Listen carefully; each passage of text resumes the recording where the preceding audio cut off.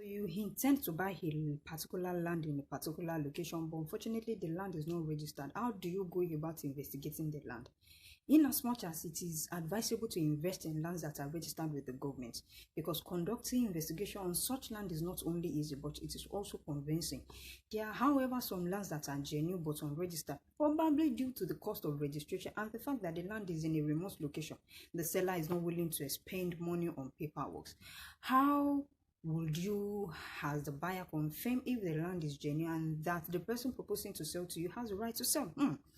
It will take a buyer to go extra mile to confirm the title owner, and this may warrant you involving a lawyer to ask the right people the right question in respect of the land if you want to be safe at the long run. So the first thing you need to do is tracing the history of the land, and this may entail holding a meeting with the proposed seller and all other necessary individuals who may have knowledge or records in respect of the land in view of tracing the history of the land.